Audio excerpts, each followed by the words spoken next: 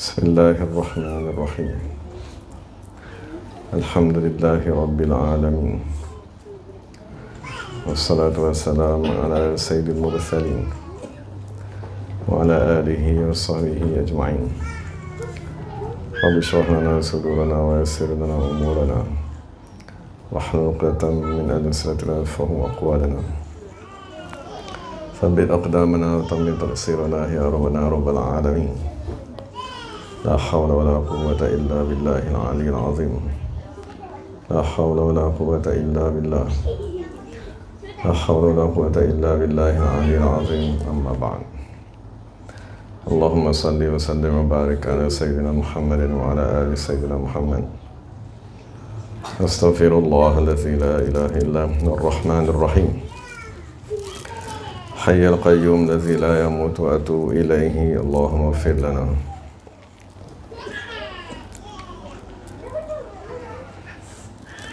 Dan kita pada malam Jumaat, salah satu ibadat yang disunatkan ialah kita tadi berselawat kepada Nabi Muhammad SAW. Dan disunatkan kita membaca selawat tersebut sebanyak 80 kali. Kalau lagi banyak tu lagi baiklah. Dan kita disunatkan juga pada malam Jumaat ini membaca surah Yasin dan juga membaca surah Al-Kahfi. Itu ialah beberapa amalan untuk kita tadi mengagungkan hari Jumaat yang akan datang pada keesokannya. Dari Imam Sawi radhiyallahu anhu, dia menceritakan tentang syarahan kepada kalimat yang menjadi nama kepada Nabi Muhammad SAW. Masa Nabi Muhammad SAW tadi, dia mempunyai banyak nama. Dan nama Muhammad yang kita gunakan dalam selawat tadi, huwa asyrafu asma'ihi, itulah nama yang paling mulia yang disandarkan kepada baginda sallallahu alaihi wasallam. Macam Yasin pun nama baginda, Taha pun nama baginda. Walahu asma'un katsirah, dan Nabi Muhammad SAW mempunyai nama yang amat banyak. Faqad warada anna lahu alfasmin, sesungguhnya telah datang di dalam hadis bahawa baginda SAW mempunyai 1000 nama. Kama anna lillahi alfasmin, sebagaimana Allah juga mempunyai 1000 nama. Walakinna hadzal isma asyrafuha wa a'laha, tapi nama Muhammad, maksud yang nama Muhammad yang kita sebut dalam mengucap tadi, asyhadu an la ilaha wa asyhadu anna sayyidina Muhammadan tadi, asyrafuha ialah nama yang paling mulia, wa a'laha ialah nama yang paling tinggi sekali.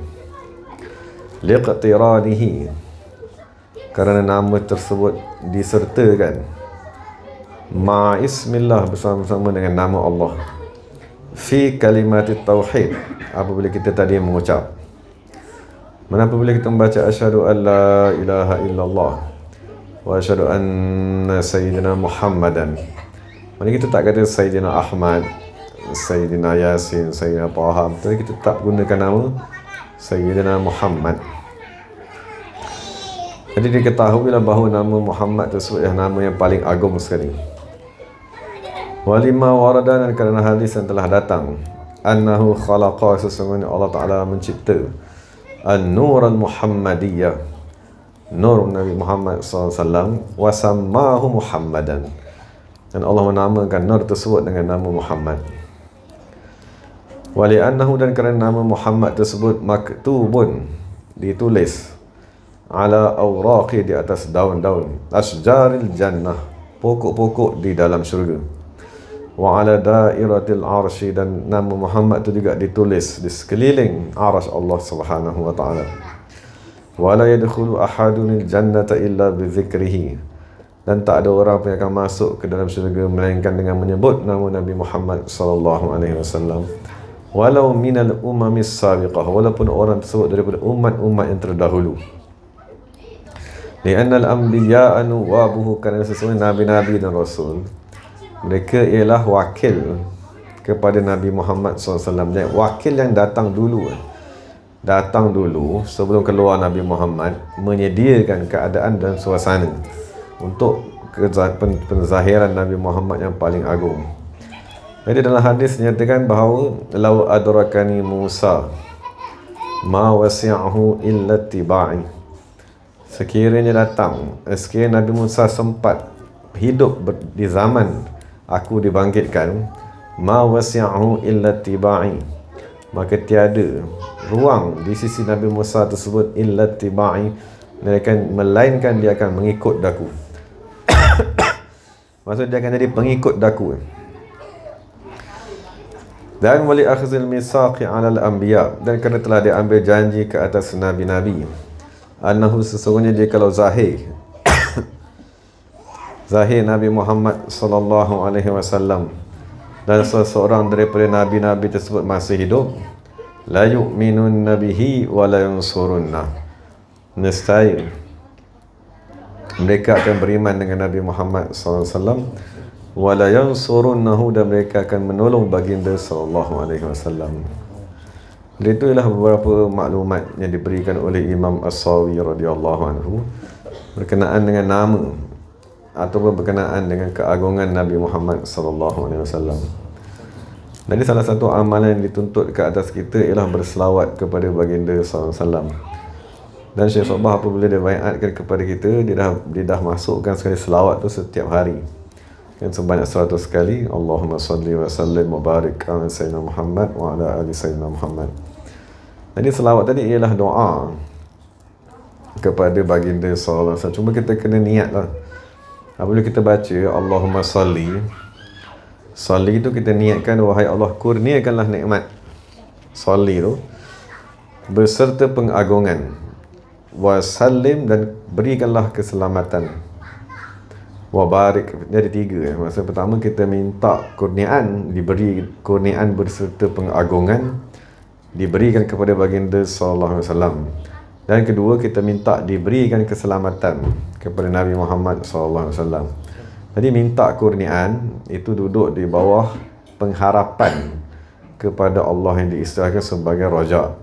Dan kita minta lindung, minta keselamatan tadi duduk di bawah al-khauf, takut kepada Allah Subhanahu wa taala. Jadi doa kita tu sempurna bila kita selawat tadi, bila kita kata Allahumma salli, kita mengharap daripada Allah Subhanahu wa taala, dan bila kita kata salim, kita menzahirkan ketakutan kita kepada Allah Subhanahu wa taala. Cuma bila kita dah minta dua perkara tadi, kita minta dua perkara tu berpanjangan. Kita mintalah kurniaan yang diberikan kepada Nabi berpanjangan, keselamatan diberikan berpanjangan. Berpanjangan itulah yang kita sebut wabarik. Keberkatan tu maksudnya perkara yang baik, yang banyak dan berpanjangan dan kekal. Jadi kita doalah 3 perkara tu, maksud Allahumma salli wa sallim wa barik. Kita niat dalam hati tadi, wahai Allah, kurniakanlah kurniaan yang agung kepada Nabi Muhammad. Jadi kenapa nak minta tadi tu? Sebagai berterima kasih, supaya kita tadi mengenang jasa baginda SAW, kan, maksudnya mengajarkan agama Islam kepada kita, kepada sahabat, menerima wahyu daripada Allah Subhanahu wa taala sampai kita bersemayam pada hari ini, sampai kita lahir daripada keluarga Islam. Jadi maksudnya kita nak balas jasa baginda tu dengan apa? Dengan kita berselawat kepada Nabi Muhammad SAW. Kenapa bila kita berselawat tadi, kita minta 3 perkara.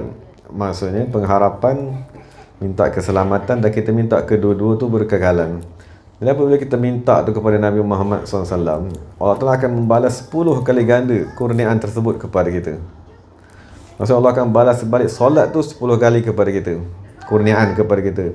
Dan Allah akan bagi keselamatan tu 10 kali pula kepada kita. Dan Allah akan berikan keberkatan 10 pula keberkatan tu kepada kita dengan sebab 1 kali selawat kepada Nabi Muhammad SAW. Jadi kesannya, maksudnya kalau kita betul-betul berselawat kepada Nabi SAW, maka kita akan dapat makna solat tadi, kurniaan. Jadi kurniaan yang paling kita kehendaki tadi ialah keimanan, akhlak yang baik. Dan kurniaan tadi dia sepatutnya sama dengan nama tadi lah. Maksudnya nama Muhammad tadi maksudnya orang yang dipuji, orang yang mempunyai akhlak yang dipuji. Jadi kalau selawat kita tadi diterima di sisi Allah Subhanahu wa taala, maka sifat-sifat kepujian daripada Nabi Muhammad SAW itu sepatutnya akan zahir pada diri kita. Dan sifat tadi tu asasnya ada 4. Pertama sekali ialah siddiq. Maksud kita dah mula ada sifat benar dalam bertarekat, benar dalam beramal. Dan kedua, kita ada sifat amanah, tabligh dan fatanah. Itu 4 sifat lah yang asas kepada Nabi Muhammad dan kepada semua Nabi-Nabi dan Rasul. Itulah dia panggil sebagai sifat yang terpuji, yang sepatutnya dah mula ada pada diri kita. Daripada kita masuk tarekat tadi, berzikir je tak betul. Berzikirnya hari tinggal, besok buat, seminggu tak zikir, seminggu zikir. Jadi kita dah mula dikurniakan dengan sedik.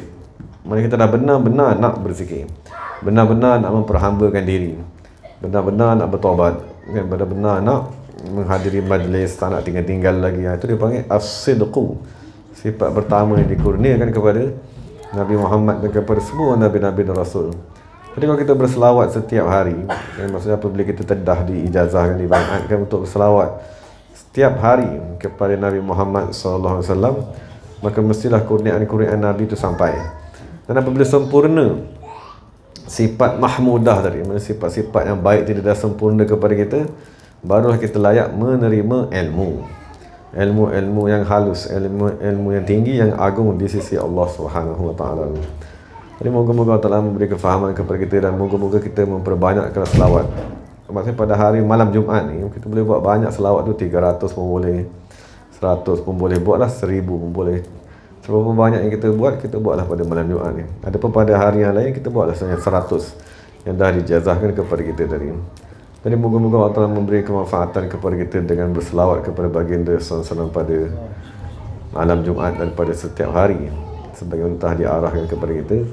Dan segala yang baik daripada Allah Ta'ala, segala salah silap daripada diri saya sendiri. Wa aqulu qawli hadza wa astaghfirullahalazim li wa lakum. Bismillahirrahmanirrahim. ربنا آتنا في الدنيا حسنة وفي الآخرة حسنة وقنا عذاب النار.